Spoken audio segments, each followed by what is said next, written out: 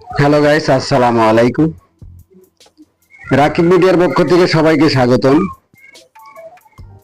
আজ আমরা আসছি একটা লাউ ক্ষেতের বাগান দেখতে, যে এখানে লাউ ক্ষেতের বাগান আছে, টমাটোমের বাগান আছে। আপনারা এই যে দেখতেই পাচ্ছেন, এটা আসলে একটা অসাধারণ একটা লাউ ক্ষেত। তো এই লাউ ক্ষেতে আমরা আসলে ঘুরতে এসে হঠাৎ করে দেখতে পেলাম যে লাউ ক্ষেতটা অনেক সুন্দর। তাই ভাবলাম যে একটু দর্শক ভাইদেরকে একটু দেখাই। তো এটা ভেবেই আর কি ভিডিওটা করতেছি। তো আপনারা সবাই যদি লাউ ক্ষেত দেখার মানে কোনো ইচ্ছা থাকে, অবশ্যই কমেন্ট বক্সে লিখবেন। যারা যারা এই লাউ ক্ষেতের বাগান অথবা পেঁয়াজ মরিচের আবাদ যারা করে থাকেন, অবশ্যই তাদের ভালো লাগবে।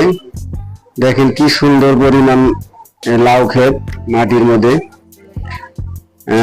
আবার জাংলাও আছে, যেটা বলে জাংলা আর কি, জাংলার মধ্যে দিছে লাউ। তো অনেক সুন্দর। যে আমাদের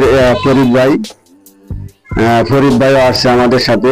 ফরিদ ভাই যে দেখতেছে লাউ ক্ষেত, তো আসলে অসাধারণ লাউ ক্ষেত। এর আগে আমি খুব কমই দেখছি এরকম লাউ ক্ষেত।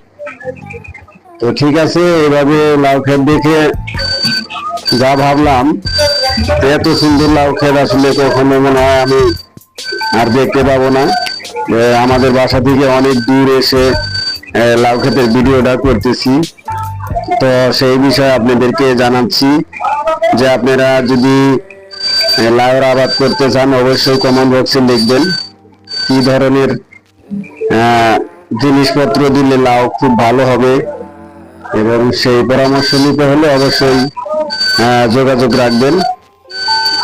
তো সবাই ভালো থাকবেন, সুস্থ থাকবেন।